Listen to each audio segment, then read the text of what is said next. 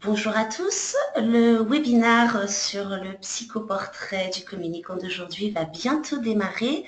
Est-ce que vous pouvez simplement me dire si vous entendez correctement ma voix et si vous voyez mon écran qui est un PowerPoint avec le nom du webinaire. Vous avez une petite fenêtre de chat. Si vous pouvez me dire que tout est OK, ce serait super.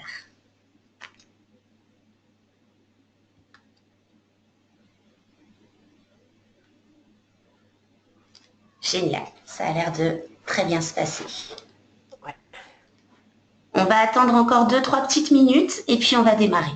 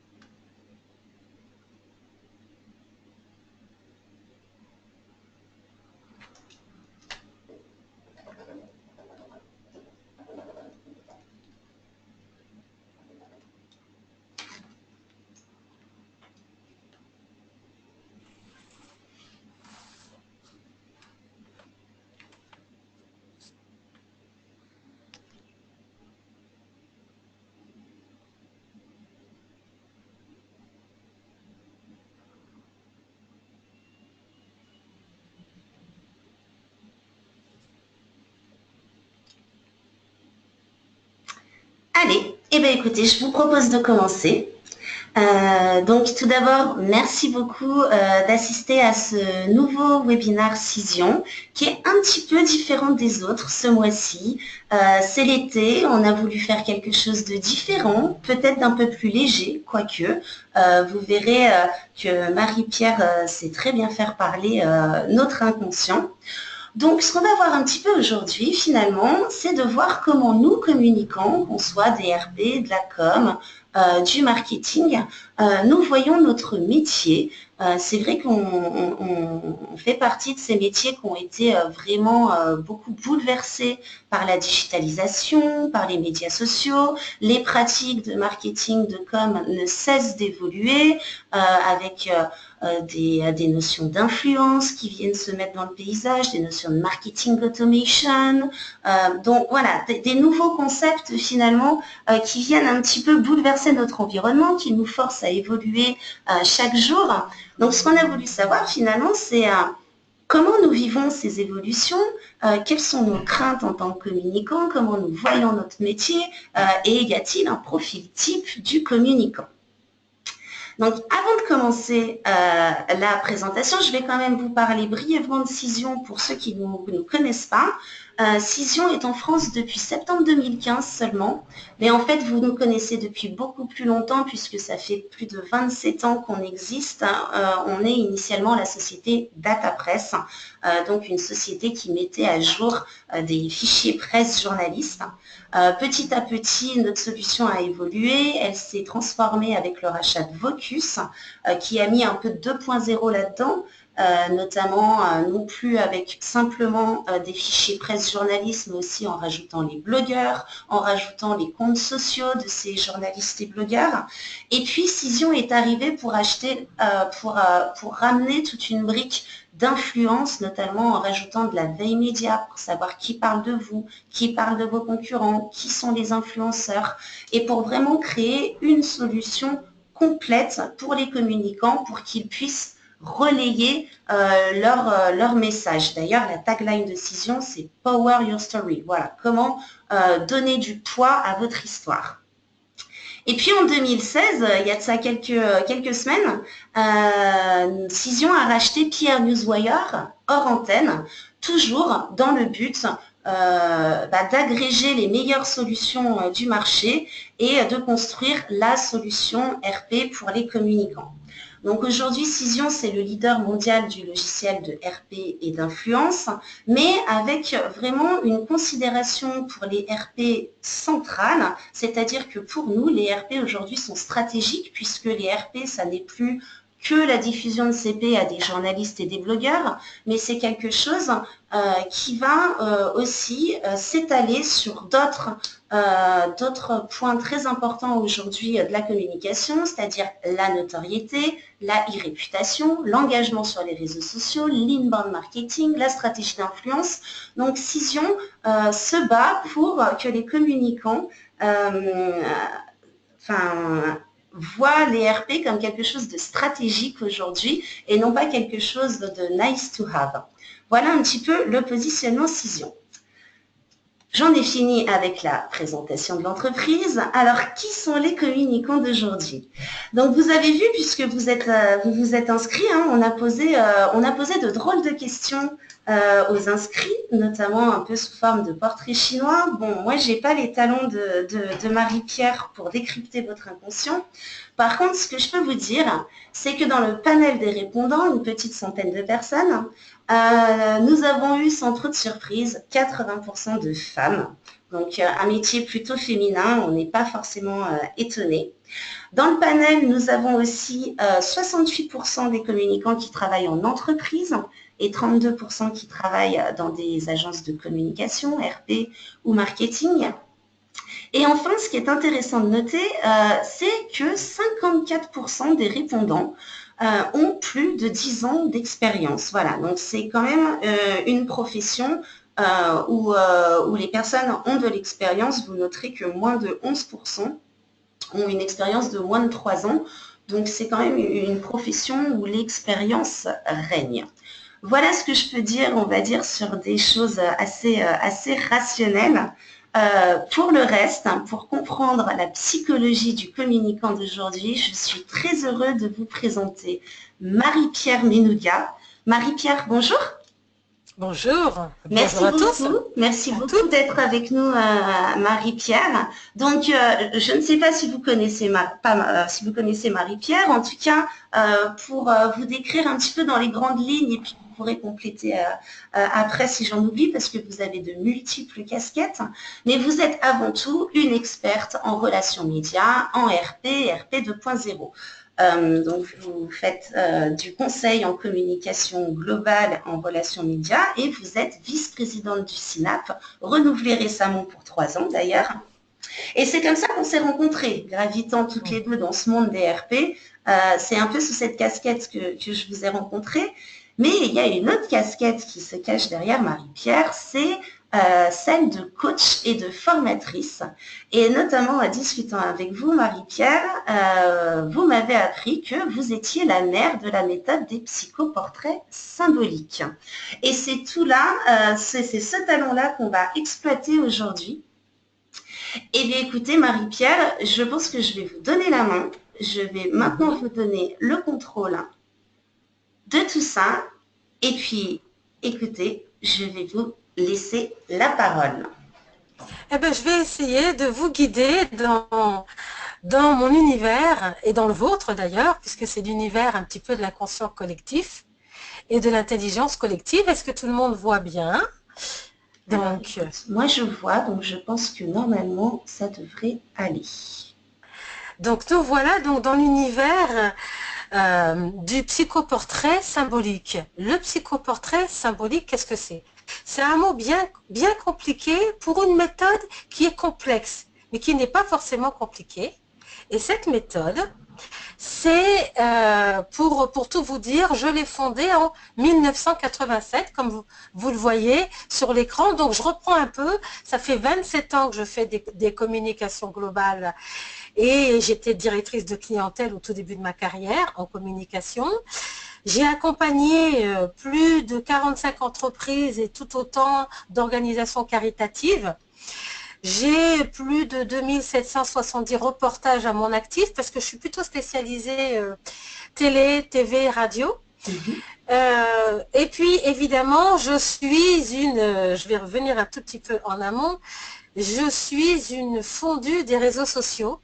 Alors, ma première connexion Internet date de 1996, hein. Mais pour les réseaux sociaux, c'est un petit peu plus tard, 2008. Et depuis 2008, je me suis vraiment passionnée pour les réseaux sociaux. Aujourd'hui, je gère une communauté globalement avec les communautés de mes clients, hein, d'à peu près 12 000 personnes. Voilà pour le donc d'abonnés, followers, fans, parce que je suis en marque blanche, en m'occupant, je suis un peu community manager pour certains de mes clients.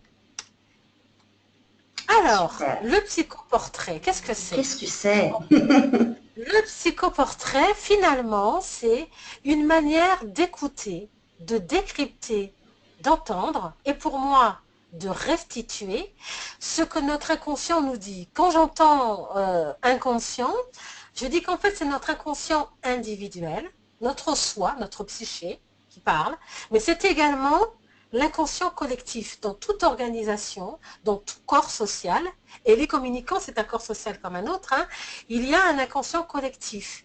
Et on va puiser dans notre mémoire collective des concepts communs, des archétypes communs. Il y a un archétype, d'ailleurs, du communicant, je vous en reparlerai un petit peu tout à l'heure. Et donc, cette méthode, elle m'est apparue très intéressante, en fait, parce que je travaillais dans les années 1987, il y a un peu longtemps, sur une copie stratégie. Et je me suis aperçue que je n'avais pas tous les éléments pour pouvoir comprendre l'entreprise.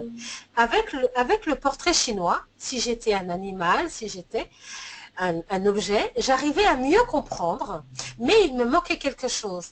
Parce que derrière ces images d'animaux, de couleurs, on a derrière nous toute une mythologie, tout un tas d'archétypes qui nous viennent et qui nous viennent depuis que l'homme est homme, c'est-à-dire on a quand même quelques centaines de milliers d'années dans lesquelles on a fonctionné par symbole. Et ça m'a semblé très intéressant. C'est donc une méthode qui conjugue sociologie, psychologie, anthropologie. Et puis, à partir de là, je me suis intéressée vraiment aux mythologies. Et ce qui fondait nos concepts, nos mythes. J'ai conçu qu'il y avait probablement 7 items principaux. J'en utilise jusqu'à 18, hein, surtout quand je travaille par exemple avec des DRH. Et à partir de là, je me suis dit qu'il devait y avoir une théorie qui nous permettait de comprendre si tout était cohérent, congruent, et si ça ne l'était pas, et comment on pouvait améliorer tout ça.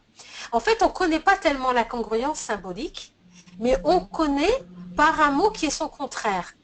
Quand ça nous semble incongru, ça ne saute pas aux yeux, c'est incongru. Voilà le mot que l'on connaît. C'est là-dessus que j'ai travaillé. Et alors, quand c'est congru, quand c'est congruent, qu'est-ce qui se passe? Et qu'est-ce qu'on entend? Et est-ce qu'on peut l'entendre avec 1, 10, 20, 30, 50, 100, 1000, 2000 personnes? Et c'est le test d'aujourd'hui, du coup. Du coup, c'est complètement. Alors, juste pour vous dire qu'on travaille principalement sur le cerveau droit, si j'ose dire, bien qu'il y ait de toute manière des interactions permanentes entre l'un et l'autre, hein, qui est le siège de la créativité, de l'inspiration, du lâcher-prise. Hein. D'accord. Et que depuis ce jour, j'ai fait, aujourd'hui, avec la centaine que je viens de faire, j'en suis à 2700 psychoportraits. C'est pour ça que j'ai pu en tirer des règles et que j'ai pu aborder une démarche scientifique. Hein.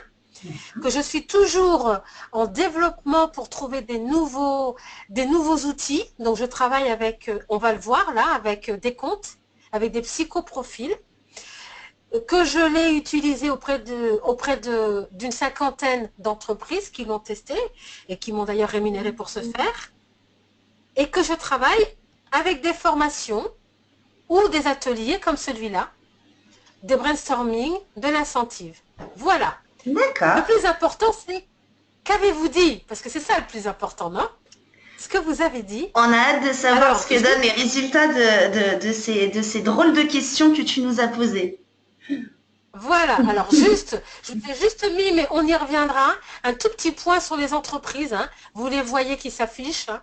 On y reviendra. Il y a Bouygues, Télécom, il y a la SNCF, il y a transporteurs, des architectes, le roi Merlin. On y reviendra après. Et c'est Alors, des équipes de management qui te demandent souvent justement de venir pour voir où sont les blocages qu'il peut y avoir pour un bon travail en équipe ou surtout des équipes de management et oui, plus encore le top management. d'accord. Si j'ai affaire à des managements, je dirais, intermédiaires, à des managers intermédiaires, je vais avoir beaucoup plus de soucis que si j'ai affaire au PDG. Par D'accord. exemple, pour Teva, hein, qui est le numéro 1 du médicament générique, c'est le PDG qui a, dans le cadre d'une organisation pour le siège social, a demandé à son architecte qu'il puisse avoir les attentes symboliques de l'ensemble de ses collaborateurs. Donc, D'accord. avoir une communication sensible. Pour Bouygues, c'est un peu la même chose, mais pour une série d'architectes. Donc, c'est vraiment le top management parce qu'ils sont probablement plus habitués, je dirais, que les managers intermédiaires à avoir des concepts un petit peu complexes. Mhm. Et ils aiment la complexité. Ils en ont beaucoup moins peur qu'on le pense. C'est en redescendant dans le management qu'on est un petit peu, dans la hiérarchie, hein, qu'on Oui, est un petit peu plus frileux. d'accord. Ah, Mais pas du tout. c'est intéressant. Et j'ai souvent fait donc des psychoportraits en aveugle, c'est-à-dire je ne savais pas qui était l'entreprise et on me donnait d'abord le CODIR. Et Mhm. j'ai analysé les CODIR de beaucoup d'entreprises du CAC 40 D'accord. et Ok. et Oui, qui après ont fait appel à moi. d'accord. Alors, Alors, qui sommes-nous, Marie-Pierre? on va commencer par l'animal. D'abord parce que l'animal, c'est la représentation la plus sociale qui soit. Et on se définit depuis 15 000 ans par l'animal. On le faisait, si vous regardez les grottes de Lascaux, elles expliquent ce que font les gens et quel type de chasse ils avaient, mais il y a des petits signes à côté, parce que la représentation animale est la première que l'on fait. Et c'est d'ailleurs la plus facile quand on doit d'ailleurs faire des questions un petit peu plus complexes comme les risques psychosociaux. C'est plus facile de parler avec des animaux qu'avec des personnes, hein, en les représentant sous forme d'animaux. Je vous en reparlerai après. Alors, finalement, le communicant se partage, je dirais presque également, entre 6 animaux. Alors, une première classe qui se détache de toutes les autres, c'est les félins. Parmi les félins, le chat est le mieux représenté de tous. Mais il y avait également le lion que j'ai mis, il y avait la panthère, il y avait le tigre. Seconde classe d'animaux, on a les chiens qui viennent en second. Je vous expliquerai après. Et ensuite, nous avons les oiseaux. Sans qu'on ait de représentation très claire, on en a 3. Donc, il y avait l'oie, l'aigle et le pinson. Mais tous les autres étaient oiseaux sans détermination particulière. D'accord. Et puis ensuite, le cheval. Des animaux bien Derrière, différents.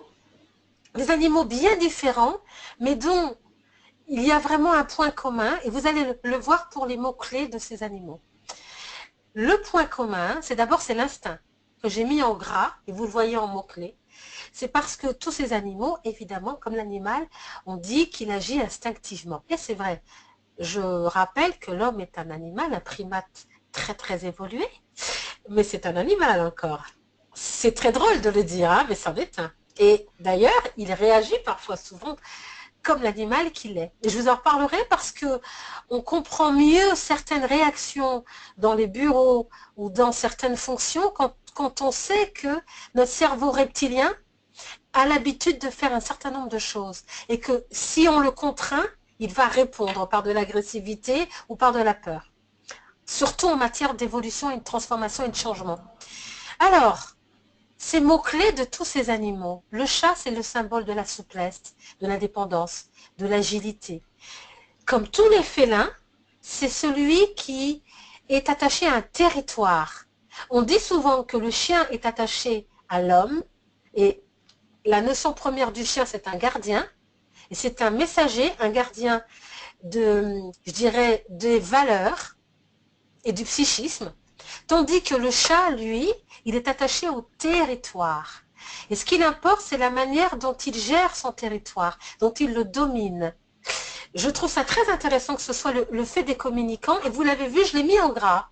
parce que ça revient dans chacun des animaux que vous avez, on a cette notion de territoire qui apparaît. Elle est prégnante chez le chat, mais elle existe chez chacun des animaux. Ensuite, Alors, c'est comme vous assez le voyez, marrant. Excusons, Marie-Pierre, je voulais savoir si tu pensais que ça pouvait avoir un lien avec notre quotidien. Euh, Est-ce que cette notion de territoire, justement, apparaît parce qu'on est quand même dans un monde aujourd'hui où la communication se fait un petit peu euh, manger par d'autres disciplines comme le marketing ou même le commercial qui vient s'en mêler. Est-ce que justement ça c'est une réaction à ce qui se passe aujourd'hui où la communication est un petit peu tiraillée de plus en plus entre différents services et perd justement cette indépendance et ce territoire? eh ben, c'est absolument prégnant. Quand Mm. on regarde les mots-clés qui sont en gras, on voit bien gardien, veille. C'est pas seulement nos métiers de veille. Vigilance, territoire. On travaille sur les territoires de marque, hein, je rappelle, hein, on travaille pour des marques, qu'elles soient organisations caritatives ou non, ou toutes les organisations, ce sont d'abord des marques. On travaille sur le branding. Et en fait, on s'aperçoit qu'évidemment, oui, notre territoire, il est à redéfinir ou il est en tout cas à consolider. Et ce n'est pas un hasard si juste à côté du mot territoire, avec la même prégnance, j'appelle ça des occurrences. Hein. Donc c'est le nombre d'occurrences qui donne la taille des mots que vous voyez. Hein. Le nombre d'occurrences parmi les symboles et les mots-clés représentés par chacun des animaux que je vous indique. Et on voit bien que la notion de protection est très prégnante. Tout en bas, je vous ai fait une remarque sur le koala. Parce que le koala est apparu en septième, donc je ne l'ai pas mis en... Mais le koala, c'est un symbole de préservation d'espèces, hein, parce que c'est une espèce en disparition, et surtout parce qu'il est mono-aliment, il ne mange qu'un seul aliment, l'eucalyptus, et encore pas toutes les sortes. Et la notion de protection est extrêmement importante et je me suis demandé si effectivement les communicants n'avaient pas cette peur, cette appréhension, en tout cas, de voir leurs frontières un peu diluées. D'accord, c'est marrant. Donc on est un petit peu, comment dire, à l'affût du risque un petit peu. On est un peu sur nos gardes. Sur le garde. Et par Mm. ailleurs, on voit bien que nos métiers sont des métiers qui vont traiter de la veille, hein, qui est notre métier quotidien quand même. Hein. On a des outils que vous nous fournissez, mais effectivement, on doit faire des veilles, d'être extrêmement vigilant.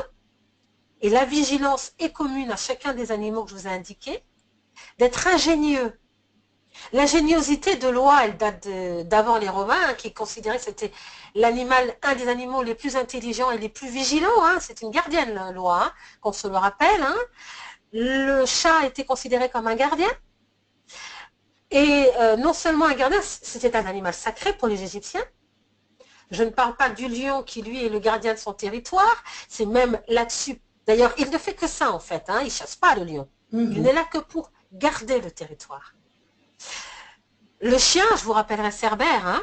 Cerbère qui est le gardien des enfers. En fait, c'est le gardien du monde intrapsychique. D'accord? Donc, c'est le gardien qui garde l'intellect, l'intelligence, c'est celui qui va permettre la transmission. Le chat et le chien ayant des fonctions un peu de ce qu'on appelle de psychopompe. Ils permettent de faire le lien entre le monde du dessous et d'en haut.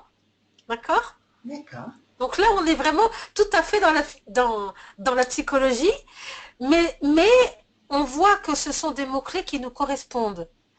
Quand on est communicant, et la loyauté est quelque chose que j'ai vu, je me suis interrogée jusqu'à ce que je réalise que le panel que j'avais était un panel de communicants en entreprise. Oui, La loyauté à majoritairement, son absolument. On a vu, hein, 62%. Voilà, donc la loyauté à son entreprise est quelque chose qui est important. J'ai été interloquée par le mot courage, interpellée.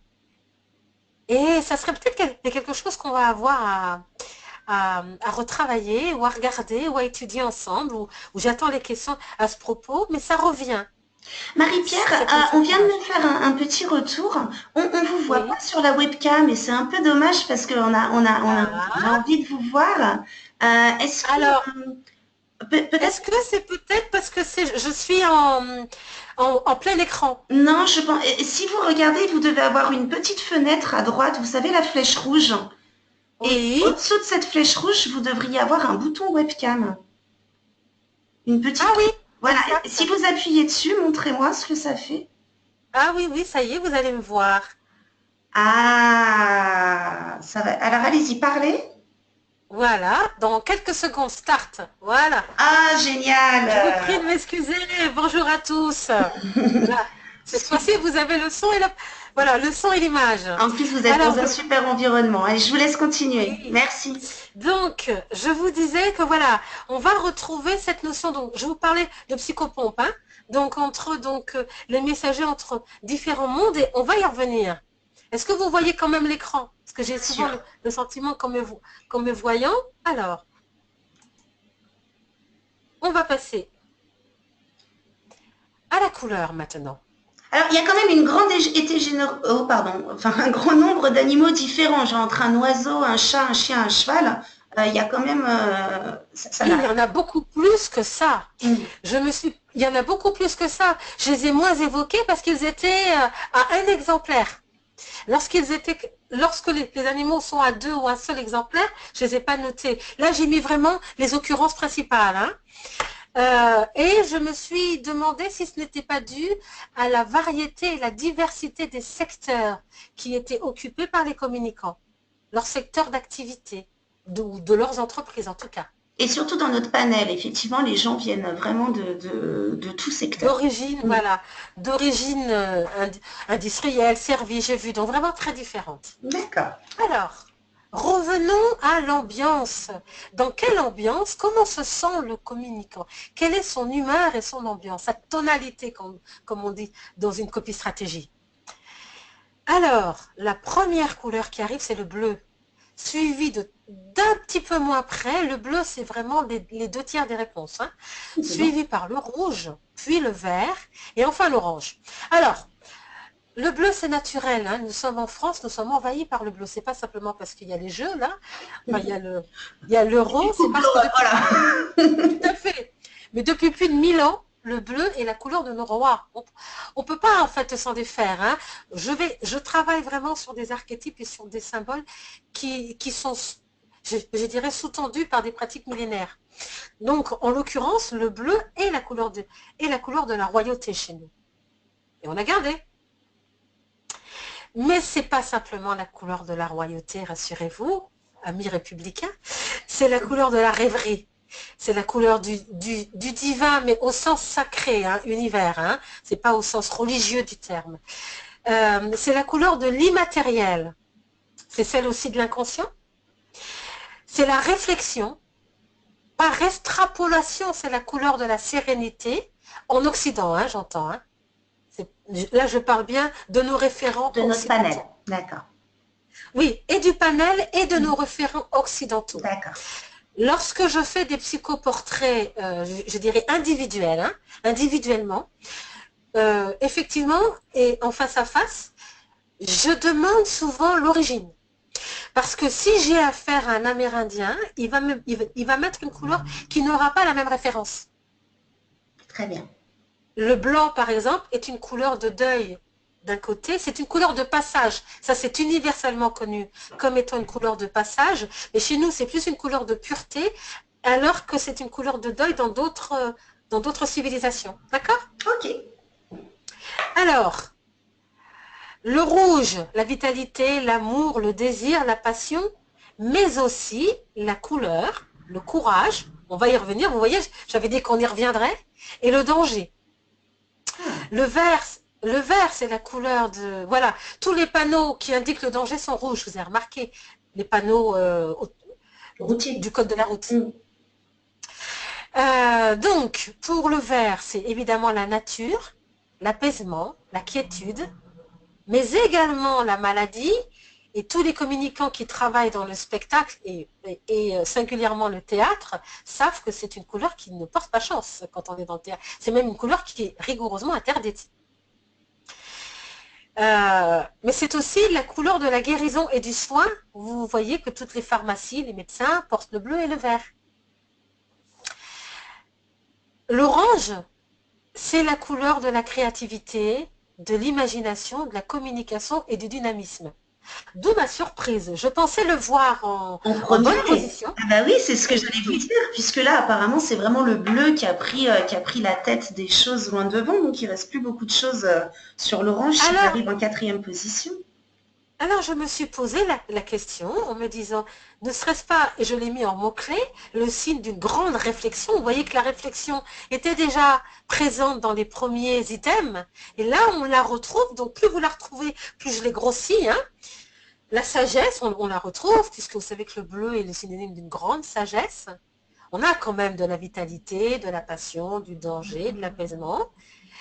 Et je me suis dit, voilà, j'ai conservé les notions de créativité, de communication et de sociabilité parce qu'on avait quand même le rouge et le orange, hein, mais c'est une question et je me suis posé cette question qui était de vous demander si finalement la fonction de communicante ou communicant est-elle profondément stratégique et ancrée aujourd'hui plus dans la réflexion ou dans l'action, ce qui expliquerait qu'on soit plus dans le bleu.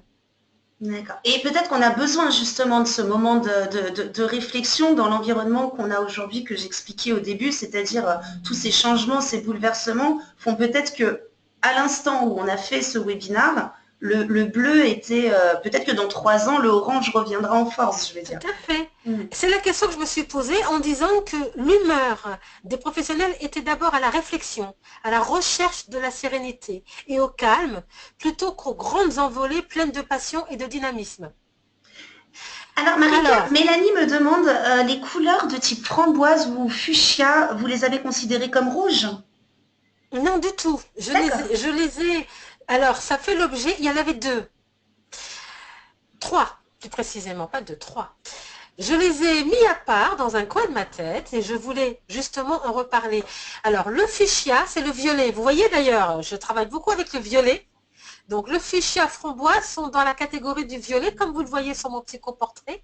C'est la réflexion. C'est D'accord. pour ça que la réflexion, il a été un peu... Donc, on est toujours dans la réflexion, mais la réflexion qui est plus métaphysique et philosophique. D'accord. D'accord? Ok. Avançons. Et là, on arrive dans la personnalité. Comment est fondée la personnalité du communicant? C'est très intéressant parce que c'est justement, c'est comment est-elle fondée? Qu'est-ce qu'il y a à retravailler, retailler ou pas? Quel est son imaginaire et son imaginaire dans lequel vraiment il s'incarne? C'est un item qui est très particulier, le minéral, hein. Donc, il faut prendre tous les éléments et puis les retravailler en fonction des mots-clés qui s'en dégagent. C'est celui qui me permet ensuite de travailler sur une carte systémique dont je vous parlerai après, c'est-à-dire comment la personne fonctionne et quels sont ses modes de fonctionnement. Alors, on trouve le diamant alors, c'est vraiment la grande, grande majorité, c'est un diamant. Si on avait eu plus le temps, j'aurais demandé quel était le type de diamant. Est-ce qu'il est dans sa gangue? Est-ce qu'il est... Et là, c'est important de l'avoir, mais ça fera partie de notre discussion probablement. Ensuite, le quartz. Alors, le diamant, c'est l'invulnérabilité, l'incorruptibilité. C'est un talisman, le diamant. C'est l'éternité. C'est l'invincibilité. Donc vraiment, c'est d'ailleurs pour ça que quand on veut signifier son amour éternel, mais aussi sa puissance éternelle, sa force, on prend des diamants. Ce n'est pas. Alors quand on dit que les femmes aiment les diamants, c'est étonnant, hein. Mais c'est pas étonnant. C'est pas simplement pour leur valeur financière, c'est parce que c'est une valeur de soin et c'est une valeur de puissance. Et Pas c'est pas un d'argent, peu bling puissance. bling aussi, le diamant? Le diamant est bling bling, mais dans le sens où il signifie qu'on a un très fort ego. Ou Ah. en tout cas qu'on déclare en avoir un.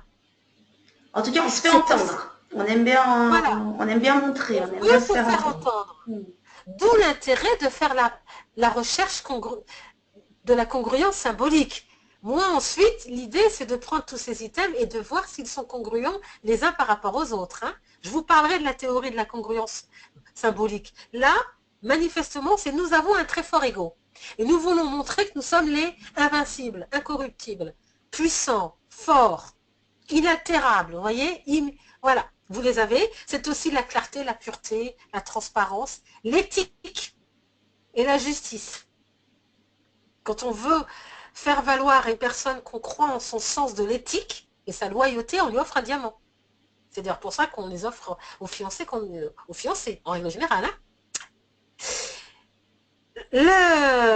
Le second, c'est le quartz. Le quartz, on va retrouver la notion de transformation, d'évolution, de soin, de clairvoyance, un petit peu moins que dans l'émeraude, mais pas mal quand même. De divination. Si vous voulez vous protéger, si vous voulez pouvoir être inspiré pour aller au-delà, pour voir au-delà des choses, il faut avoir du quartz rose dans la main. Ou une émeraude. J'y penserai la prochaine fois que je fais mon plan marketing. Voilà. Dans nos métiers, on utilise beaucoup l'améthyste. Hein, une améthyste brute que vous posez, vous savez, quand vous allez chez un gémologue ou dans les... Voilà, une améthyste qu'on pose sur le bureau, parce que ça permet d'activer la réflexion. Dit-on.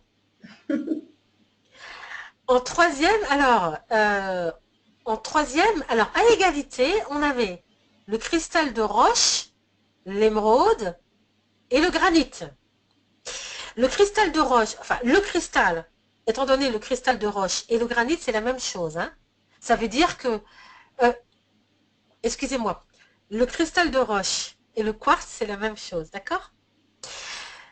C'est le même élément.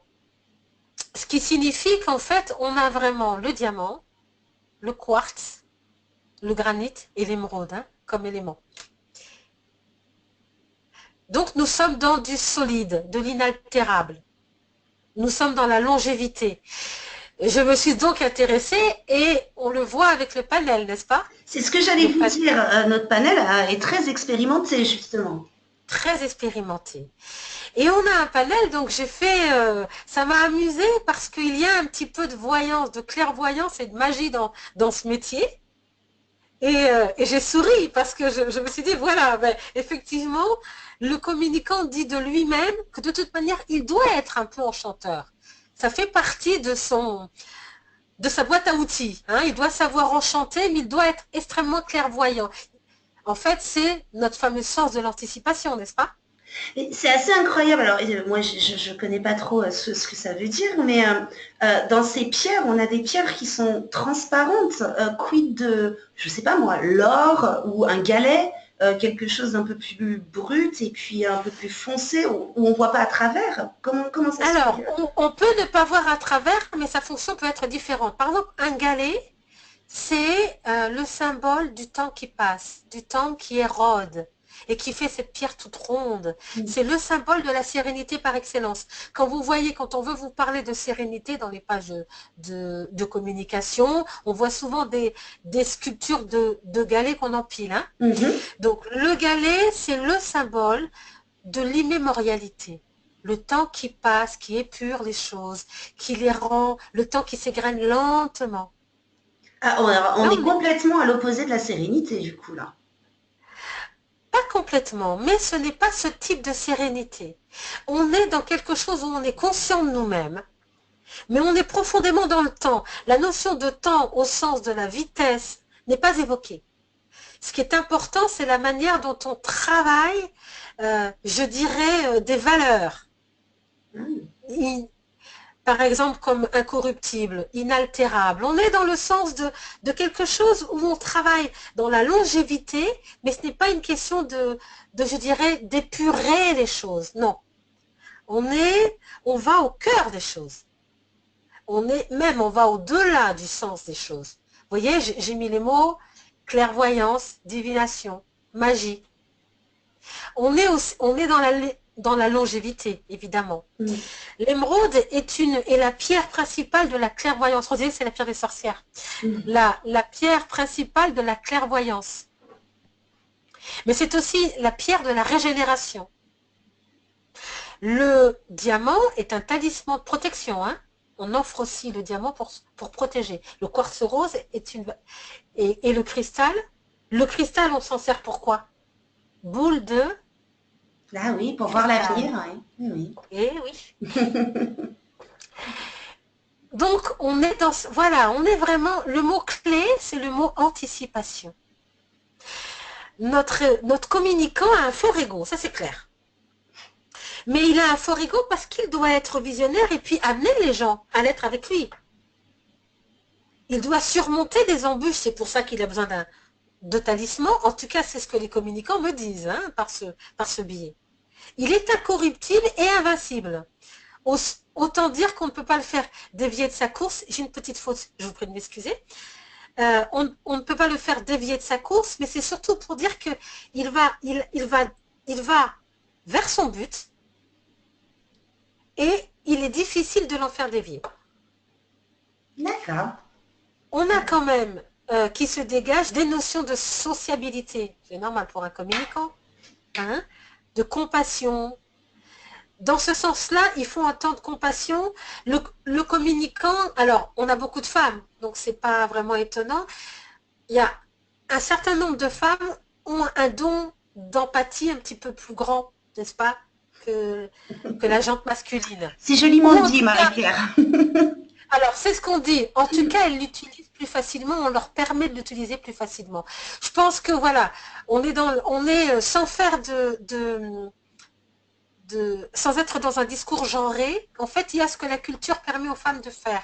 Il se trouve on a toujours permis aux femmes d'être dans le cerveau droit. Vous voyez ce que je veux dire? Très bien. Si le communicant était un végétal, on a une égalité presque parfaite, vous le voyez, je dirais, entre deux éléments, les arbres et les arbustes d'un côté et les fleurs de l'autre. Après, on a des fruits, mais c'est de manière beaucoup plus, je dirais, éparse. Donc, on a un partage, d'une certaine manière, entre ce qui est éphémère, parce qu'une fleur, par définition, même si elle est saisonnière, elle est éphémère, hein? Entre l'individualité de la fleur, la beauté solitaire, et puis de l'autre côté, le rayonnement de l'arbre. C'est d'ailleurs pour ça qu'on l'utilise beaucoup dans les outils, de psychologie. L'arbre, parce que l'arbre est un messager, lui aussi encore, un intermédiaire entre le ciel et la terre. Alors, l'arbre le plus cité, et je pense que ce n'est pas du tout au hasard, même si toutes les personnes ici présentes vont dire qu'elles ont répondu évidemment, spontanément et au hasard, c'est le cerisier du Japon. C'est le symbole de l'éphémère, c'est le symbole du printemps, c'est surtout le symbole de l'évolution et de la transformation. Et je dirais qu'il s'oppose symboliquement au chêne et à l'olivier qui sont tout aussi présents dans ces psychoportraits qui, eux, sont des symboles de longévité, justice, victoire, sagesse et connaissance. Hein. Le chêne, c'est avec le chêne que les druides travaillaient. On est dans une civilisation, alors moi je ne dis pas une civilisation uniquement chrétienne, on est dans une civilisation qui est gréco-gallo-romaine, pastichée de celtique, avec beaucoup d'occitanais hein, pour la partie, voilà. Donc, l'olivier a une forte prégnance hein, à partir de Valence. Hein. L'olivier, c'est très important. Et l'olivier est le pendant du chêne ou le pendant du baobab, par exemple. Hein. Voilà, ce sont des équivalences symboliques. Et ce cerisier et ce chêne, ce sont des arbres qui sont quand même assez massifs et qui se voient de loin. Est-ce que ça aussi, ça veut dire quelque chose? Ça veut dire quelque chose. Ils sont en tout cas des gardiens et des symboles. On les voit effectivement de loin, ce sont des gardiens et ce sont des témoins. Et ce sont des symboles parce que on sait, lorsque le cerisier est en fleurs au Japon, en l'occurrence, c'est d'abord que les cours reprennent. Il y a toute une vie, c'est le symbole du Japon, c'est toute une vie qui tourne autour du cerisier. Parce que les cours commencent quand les cerisiers sont blancs en fleurs. Vous voyez, quand ils sont à peine éclos, ça veut dire quelque chose. Donc vraiment, la vie tourne autour de ce qu'il indique. Et notre vie, à nous, gallo-romain gaulois, hein, y compris moi, parce, autour de l'arbre. Parce que l'arbre, c'est celui qui donne l'ombre. Et en généralement, avec un arbre, on peut tout faire. On pouvait tout faire. Il ne faut jamais oublier que nous étions des homo sapiens qui sont partis de là pour aller dans la plaine. Hein. Et donc, pour pouvoir effectivement se chauffer, construire des huttes, manger, il a fallu qu'on trouve des arbres qui puissent nous donner tout ça.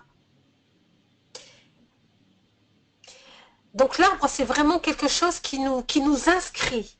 C'est la manière dont on s'inscrit et dont on inscrit son métier en soi, mais aussi dans notre inconscient collectif.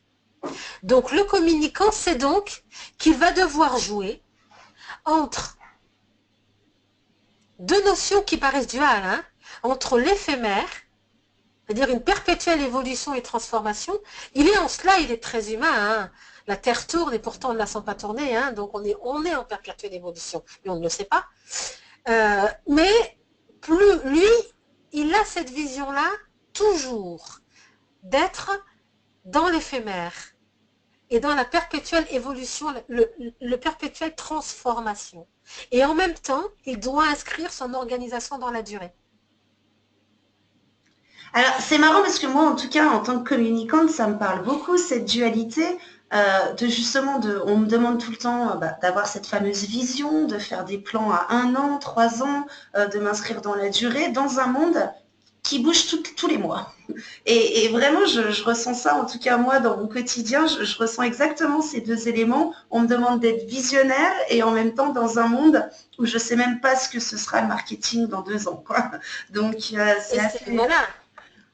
Et aujourd'hui, à vous entendre, on entend que 2 ans, c'est déjà du long terme. Alors ah bah là, 2 ans, c'est une génération. Voilà. Voilà, avant c'était le long terme, c'était 15 ans, 20 ans, le moyen terme c'était 5-10 ans, et le court terme c'était 2 ans. C'est dire là l'énorme transformation, pas simplement de nos métiers, mais de l'humain aujourd'hui. Michel Serres l'avait dit, hein, en parlant de la petite poussette et en parlant de cette transformation, mais la digitalisation, ça nous a donné, on a complètement changé nos valeurs. Si on considère que 2 ans, c'est du long terme, c'est toute une révolution qui se fait dans notre tête. Et on le voit également pour la fleur. La rose, alors, la rose d'éternité, c'est le symbole de l'amour.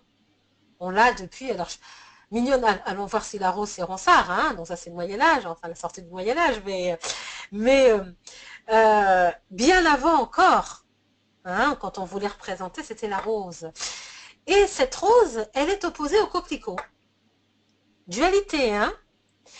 Encore que les deux, symbole d'éternité pour l'un et symbole d'éternité, mais autrement pour l'autre. Je rappelle que le coquelicot, on est en pleine commémoration de la guerre de 1914, hein, la Première Guerre mondiale.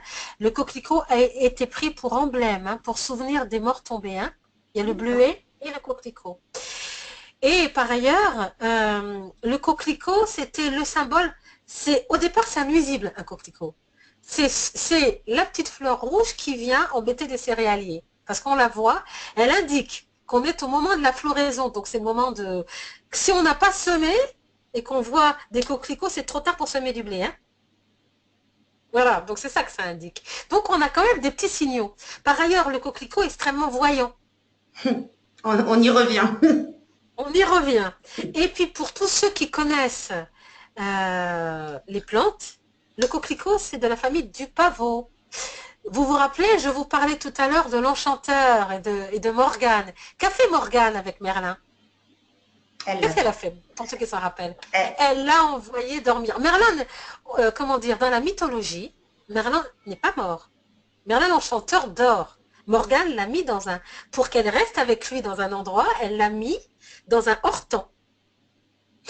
Et le coquelicot, c'est le symbole du sommeil. Et c'est à la fois le symbole de la fertilité et de la fécondité et le symbole du sommeil. Mais ça repose sur quelque chose d'encore plus ancien. Perséphone, pour ceux qui se rappellent les mythologies grecques, Perséphone et Déméter. Déméter a une fille. Et le dieu de l'enfer l'enlève, cette fille. Elle est tellement désespérée que plus rien ne pousse. Donc tout le monde meurt de faim, puisque c'est le symbole des moissons d'émetteur et du blé. Et donc de ces coquelicots que l'on voyait partout, parce que c'était le moment de semer. Et plus rien ne pousse du tout. Et en fait, elle a réussi à négocier, et donc sa fille est présente 6 mois de l'année sur Terre, les moissons peuvent reprendre, et 6 mois de l'année, la Terre dort et se repose, et notre amie va vivre avec son époux, qui est le dieu des enfers. Et le pavot est une plante qui est utilisée pour dormir. On utilisait, moi j'en ai bu petite, du sirop de coquelicot, hein, pour calmer les toux. D'ailleurs, ça sert toujours à calmer la toux et pour apaiser les enfants. Marie-Pierre, il va nous rester 10 minutes et je crois qu'on a quelques questions à poser à nos participants. Est-ce que vous pouvez nous faire exactement un bilan finalement de tout ce que vous avez vu Alors, on y arrive en 5 minutes sur tous ces mots-clés qui sont là. Et que je vous laisse 2 minutes pour regarder. Vous allez le retrouver. C'est un document que vous allez avoir entre les mains, je pense, un jour. Hein. Donc voilà. Vous allez voir donc tous les éléments qui symbolisent notre fonction. Et ce que dans le premier décryptage que je vous indique, c'est que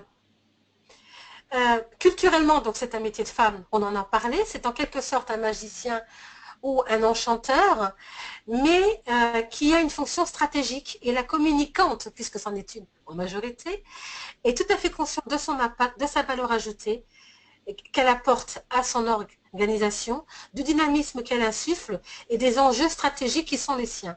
Mais elle a des points d'inquiétude et de friction, des questions de frontières et de territoires, ainsi que celles portant sur le pouvoir et la puissance. Je pense qu'il y a une question de reconnaissance de la fonction qui est encore à travailler, qui est encore à questionner. Et je disais que pour s'aider, la communicante dispose de nombreux atouts. Son indépendance de vue, hein, qu'elle cultive, son réservoir mémoriel, puisque souvent on s'aperçoit qu'elle a une grande expérience de sa fonction, dans lequel elle peut puiser pour aborder plus sereinement les phases d'évolution. Super. Je me retrouve assez... En tout cas, j'espère que nos participants se retrouvent dans ce portrait. Je ne sais pas s'ils sont étonnés, surpris. N'hésitez pas à nous envoyer vos commentaires dans la fenêtre de chat. Marie-Pierre, je crois que vous voulez encore un petit peu préciser ce profil en posant des questions à nos participants. Tout à fait, parce que ça c'est un premier décryptage, mais comme vous le voyez, il est assez général.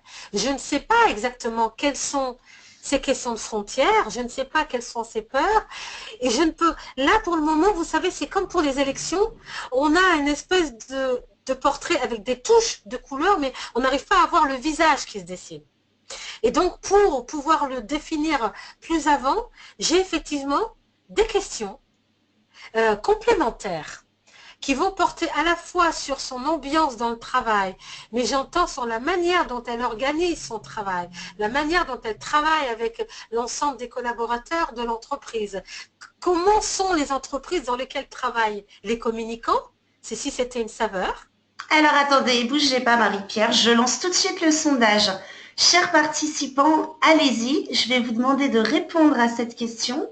Si vous deviez choisir une saveur, laquelle choisiriez-vous? Salé, sucré, épicé, acidulé, pimenté? Je vous laisse 30 secondes pour répondre.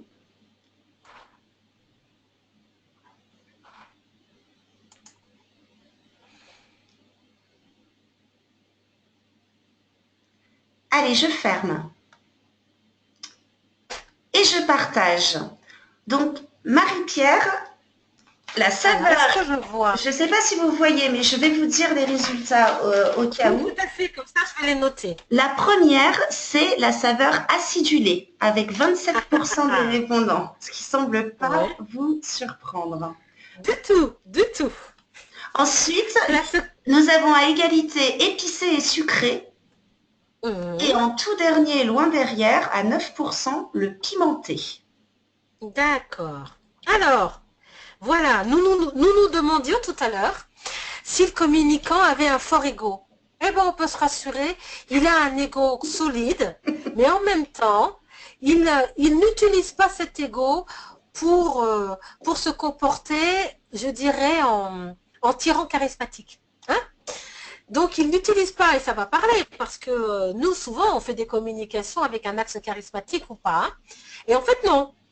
La saveur acidulée signifie qu'en fait, les communicants ont l'habitude de travailler dans des ambiances, je dirais, où l'émulation positive, hein, les petits conflits positifs sont légion. Ils ont l'habitude d'être perpétuellement challengés, mais d'une manière qui leur va, qui ne les fatigue pas trop. Mais ça, ce qui explique peut-être aussi pourquoi, quand on a vu dans la partie couleur, ils avaient besoin de sérénité. Parce qu'effectivement, ils sont perpétuellement challengés. Leurs organisations leur demandent des remises en question permanentes. C'est comme ça qu'ils avancent, mais c'est aussi un facteur peut-être de stress. Pour le moment, c'est considéré comme un stress positif, hein, mais ça reste un facteur de stress. Ça, c'est une bonne question. Il m'en manque une seconde question. Pour pouvoir avancer encore davantage, c'était sur quoi portent réellement leur peur.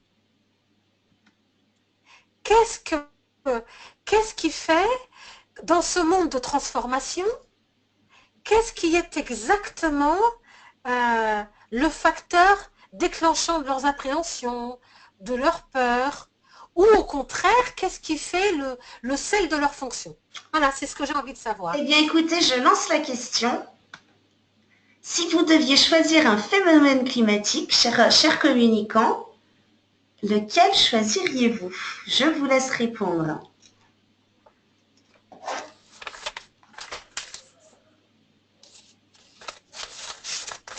Oh, Marie-Pierre, il y a une réponse pour le coup là qui apparaît loin, loin derrière les autres. Ah! Alors, je ne sais pas si tu vas être surprise ou non. Je ferme le sondage. Voilà les résultats. Ah bah c'est une bonne nouvelle, ça fait chaud au cœur, Marie-Pierre. À 77%, un grand soleil. 0% de pluie. 9% pour la neige et le temps couvert. Donc quand même. Mais alors, et puis 5% pour l'orage. Mais bon, 70% de grand soleil. Alors on va peut-être se focaliser sur le grand soleil. Qu'est-ce que ça veut dire? Alors, finalement, est-ce le fait que les communicants, principalement là, travaillent dans des organisations, il y a finalement, ils se sentent bien dans leur fonction. Je m'étais posé la question de savoir tout à l'heure s'il y avait un besoin de reconnaissance. Alors, non pas individuellement, hein, mais un reconnaissance, l'archétype du communicant. Voilà. Est-ce qu'il y avait un besoin de reconnaissance de la fonction? Alors, je ne sais pas ce qui s'est passé entre maintenant et il y a 15 ans, mais manifestement, aujourd'hui, les communicants sont très à l'aise dans leur fonction, elle est reconnue en tant que telle, et on ne considère plus qu'ils sont juste là pour faire des petites fêtes et de temps en temps boire du champagne. Voilà, c'est pas uniquement les relations publiques UES. Hein. Donc c'est très bien, parce qu'effectivement, et le soleil indique quoi? Indique que d'abord, ils considèrent que la fonction tourne aussi avec eux-mêmes. La question qu'on parlait d'ego, sont-ils le soleil ou tournent-ils avec le soleil? C'est très intéressant, hein, voilà. Est-ce qu'ils sont éclairés par ce soleil ou est-ce que c'est le soleil lui-même qui les éclaire? Toujours est-il que le soleil, c'est la vie. Sans soleil, il n'y a pas de vie. C'est la lumière, c'est la créativité, c'est la chaleur, c'est la vie. Donc, il y a très peu de choses à dire à part que bravo, continuons. Peu d'orage. Alors du coup, je vais commenter un petit peu plus la neige et les orages pour dire que l'orage, c'est quand on n'a pas forcément anticipé. J'en déduis que ce grand soleil, si il n'y a pas de commentaire autour de grand soleil, mais c'est la sécheresse, hein, grand soleil, mais ça veut dire qu'on est dans un soleil positif. Hein. On n'est pas dans la sécheresse, on n'est pas dans l'aridité, on n'est pas... Voilà, donc j'attends vos commentaires. Hein. Et Bien, voilà. j'ai effectivement quelques questions. Euh, j'ai Marlène qui me dit qu'elle partage la position de la reconnaissance de la communicante 2016 où on disait il y avait ce besoin peut-être de reconnaissance. Et elle me dit, mais Mhm. comment y arriver justement à cette reconnaissance? Alors là, on dépasse. Là, c'est Ah, peut-être plus la casquette Marie-Pierre Medouga, conseil en communication, que la casquette. oui. Mais Non, non, non, on va trouver la solution quand on va travailler sur les comptes. Bizarrement, ah, dans les outils, et oui, dans les outils que j'ai, donc c'est pas moi qui vais te donner la solution, j'ai pas de solution, c'est vous qui allez vous la donner. Quand je disais qu'on travaille sur un archétype et qu'on travaille sur un inconscient collectif, c'est que on va travailler à partir tout à l'heure, là, incessamment sous peu, à partir d'un compte, mais pas tout de suite encore. Et donc ce compte-là, après vous aurez la réponse, mais pas tout de suite, parce que alors là, il faut du Marie-Pierre, je temps vous pour maintenant. propose d'enchaîner puisque le temps nous manque. On passe à la Oui, prochaine question du coup. tout à fait, nous y sommes. Pour compléter, c'est où vous en êtes de votre métier, où vous en êtes aujourd'hui de votre situation, dans votre métier aujourd'hui, dans votre carrière, chacun individuellement. Si c'était un paysage, c'est ça que la question pose. Et vous, individuellement, vous en êtes tout dans votre métier.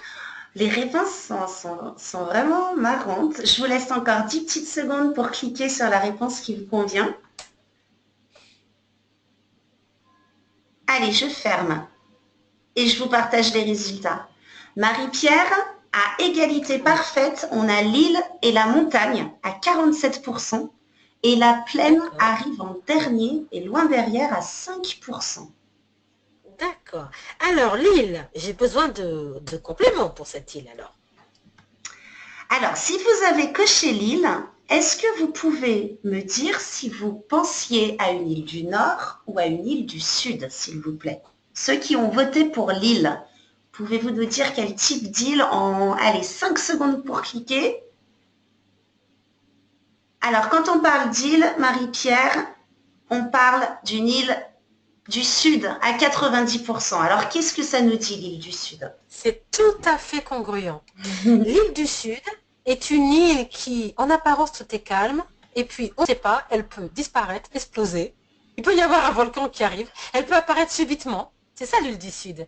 Ça veut dire, vous vous rappelez tout à l'heure, je parlais d'ambiance et de métier, et je disais, on est dans une ambiance acidulée en majorité. C'est Exact. vous qui avez répondu, hein. Donc, dans un phénomène de conflits successifs, eh ben, l'île, ça amplifie ça. Dans votre métier, la communication est un univers, me dites-vous. C'est notre univers. Alors, comme c'est à égalité, je parlerai aussi de la montagne, hein, je me réserve un petit peu de temps. Mais la communication est mon univers, c'est un univers qui se suffit presque à lui-même. Mais c'est un univers dans lequel nous devons gérer de l'imprévu, de l'incertitude, nous devons gérer des conflits qui peuvent survenir comme une explosion, comme un cataclysme, comme un ouragan. Et on est là. Mais ce sont des choses qu'on doit être quotidiennement amené à gérer. On ne sait jamais si demain ressemblera à un autre. C'est ce que vous me dites. Et dans le cadre de notre carrière, c'est un peu ça. On est là, et puis on peut être propulsé dans la même carrière, mais dans une autre manière de faire notre métier, tellement les choses vont être transformées autour de nous. Vous voyez, vous avez des îles qui sont submergées par les eaux, vous avez des îles qui apparaissent du jour au lendemain parce que c'est une île volcanique. Les Voilà, c'est ça. communicants aiment le soleil quand même, hein. Ils ont l'air d'aimer la chaleur, le soleil, mais effectivement, quelque chose de beau, de chaud, mais finalement qui peut s'écrouler à tout moment. Ils aiment créer. Mm. Le soleil, c'est le symbole de la création. D'accord. Ah oui, ça nous correspond plutôt bien, je pense. Alors, la montagne. Ceux qui ont coché la montagne, puisque c'était à parfaite égalité, donc du coup, je vais en parler, j'ai besoin d'une petite question complémentaire. Je lance le sondage, Marie-Pierre. Ceux qui ont choisi la montagne, pouvez-vous être plus précis? S'agit-il d'une montagne au printemps, en été, en automne ou en hiver? Je vous laisse à peine 10 secondes pour cliquer. C'est parti. Alors, quand on vous parle de montagne, Marie-Pierre, c'est Mhm. majoritairement une montagne au printemps à 44% et ensuite une montagne en été à 33%. 0% D'accord. d'automne et que 22% en hiver. Ah, ça me parle beaucoup. Mmh. Alors, c'est à mettre en parfaite corrélation, en fait, avec ce qu'on a dit tout à l'heure, en disant que notre panel sont des personnes qui ont en moyenne plus de 10 ans d'expérience. Ça veut dire que pour en arriver là, il y a un petit peu de boulot derrière, hein. Donc, ils en sont à un moment de la progression de leur métier où ils ont suffisamment d'acquis pour pouvoir en puiser de l'expertise, de la sagesse, du savoir-faire. Et c'est très important parce que cette montagne leur permet de dominer un peu leur sujet et en même temps d'aller, vous vous rappelez, on a parlé beaucoup de réflexion tout à l'heure. Voilà qui est congruent avec la notion de réflexion. On réfléchit sur la montagne. Parce que sur la montagne, on a de la hauteur pour réfléchir. Plus on est sage, dit les bouddhistes, et plus on monte la montagne. C'est sur la montagne, c'est sur la montagne qu'apparaissent ces grandes religions, c'est sur la montagne qu'on va en isolement, que les ermites vont réfléchir. Donc, on prend de la hauteur, on est face à des grands sujets, et là, on peut prendre part à la réflexion collective avec de la sagesse et de l'expertise.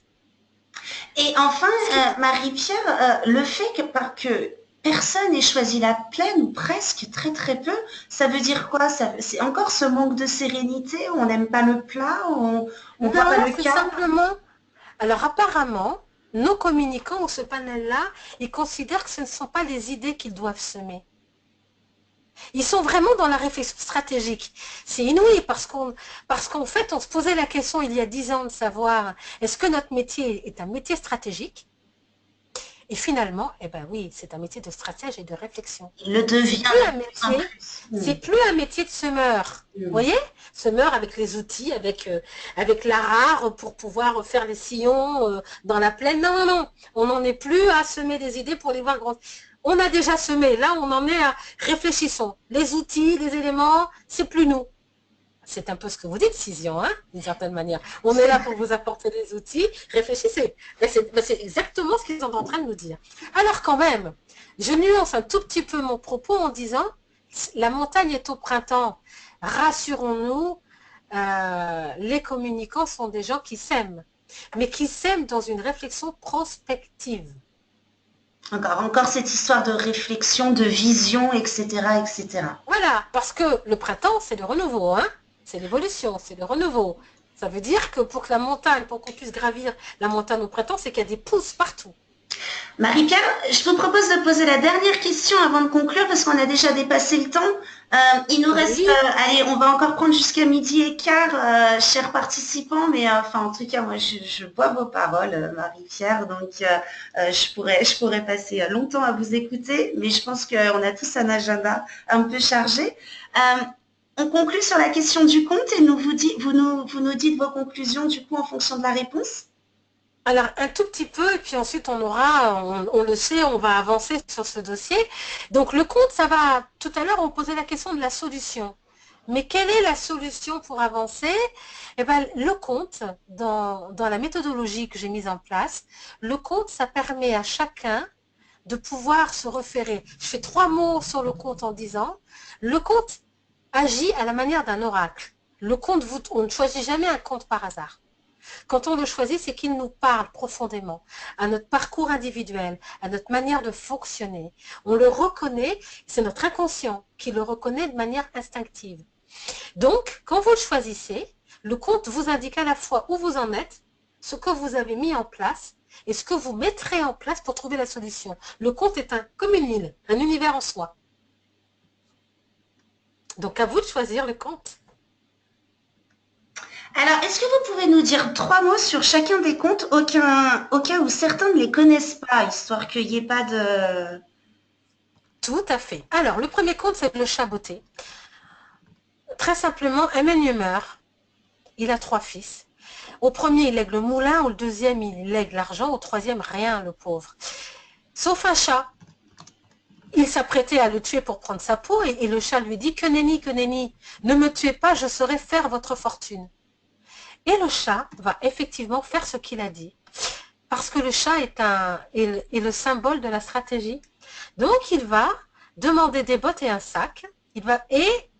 au fur et à mesure d'aventures successives, il va permettre au, au meunier de rencontrer de rencontrer le roi, de tuer l'ogre, de prendre la maison de l'ogre et finalement d'épouser la fille du roi.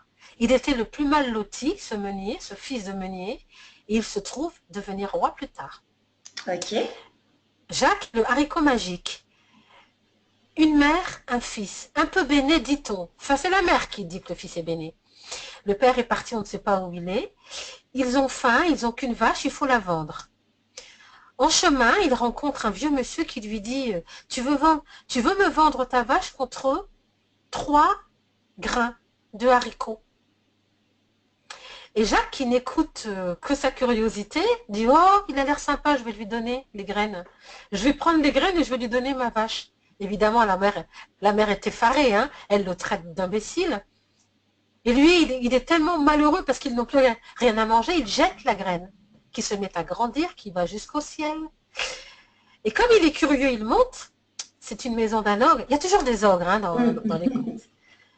Un ogre extrêmement riche. Il va essayer de faire ami avec Madame l'ogre, parce que Monsieur l'ogre, lui, veut le manger. Madame l'ogre, elle se laisse plus attendrir. Il va quand même leur voler d'abord un sac.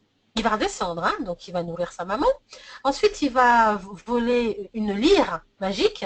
Et puis, il finit carrément par voler la poule aux œufs d'or. Et puis ensuite, l'ogre décide de le tuer. Donc, il va mettre fin à cette épopée parce qu'il va couper la plante. Et il est riche à millions. Ensuite, évidemment, et sa mère très heureuse. Et voilà.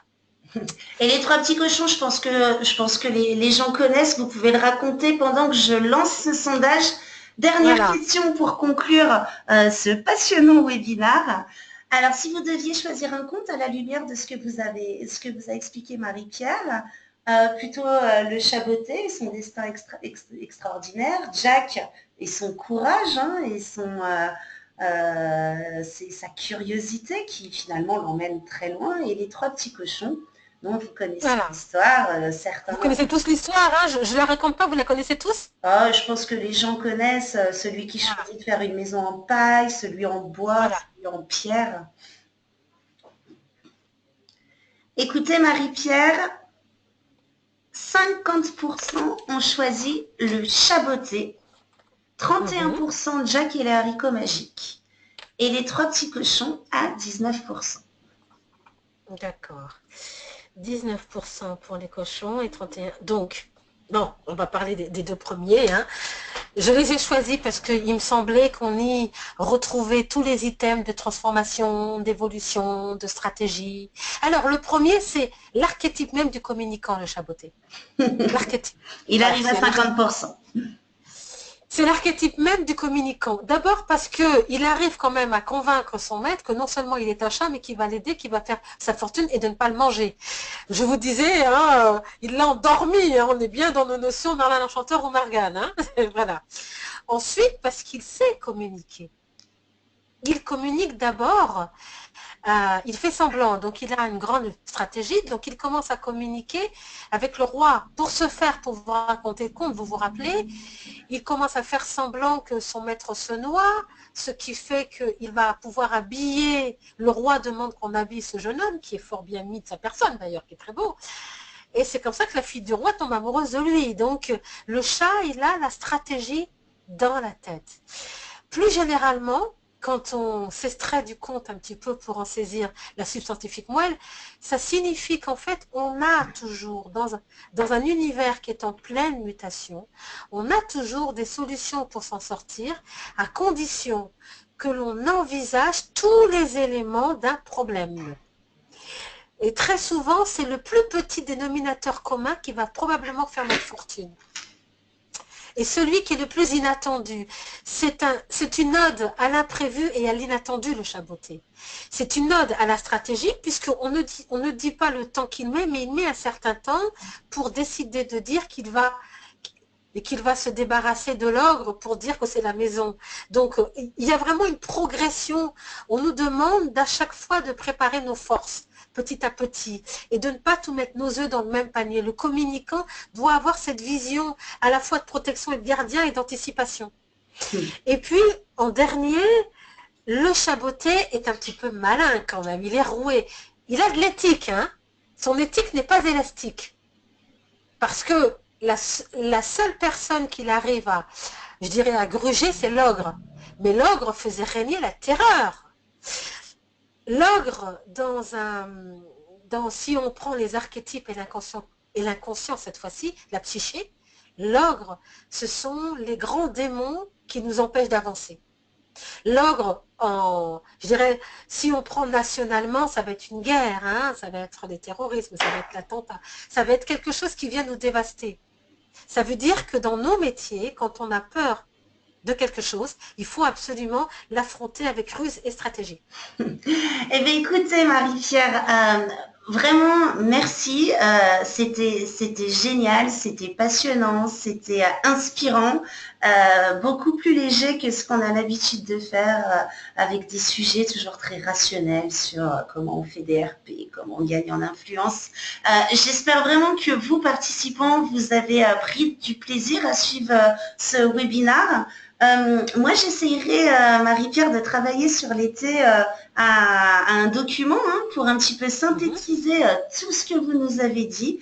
Encore merci beaucoup d'avoir partagé tout ça avec nous, tout votre savoir, toutes vos réflexions, toutes vos études, votre travail, c'est génial, quoi. Donc, Marie-Pierre, continue. C'est top. J'espère que tu as pris plaisir aussi. Ah, beaucoup, beaucoup. Enfin, moi, j'aime beaucoup parler. Enfin, j'aime beaucoup mon métier de communicante, hein, bien sûr. Donc, je fais partie du lot et j'aime beaucoup aussi, justement, pouvoir faire le lien. On a toujours l'impression qu'on a tout inventé maintenant. Et toute cette question d'évolution, de transformation, on est en perpétuelle transformation depuis des millions d'années. Et on se transforme. Voilà. Écoute Marie-Pierre, en tout cas, j'ai nos participants qui m'envoient des petits messages sur le chat pour nous dire qu'ils ont beaucoup apprécié.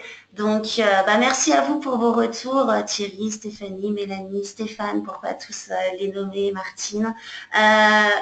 Écoutez, le Marketing Cision ferme ses portes pour l'été. C'était notre dernier événement. Marie-Pierre, j'étais super contente de le partager avec toi. Et puis, je vous dis à tous en septembre pour le prochain webinaire Cision. Et Marie-Pierre, je te dis à très très vite. Ok. Au revoir tout le monde. Au revoir tout le monde. Et bonnes vacances pour ceux qui Ouais. partent. Alors.